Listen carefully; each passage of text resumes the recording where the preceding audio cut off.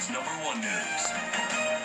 A pilot speaks out tonight after he lands his single-engine plane in an emergency on Chicago's Lakeshore Drive. And action tonight to free hostages held by terrorists at a mall overseas.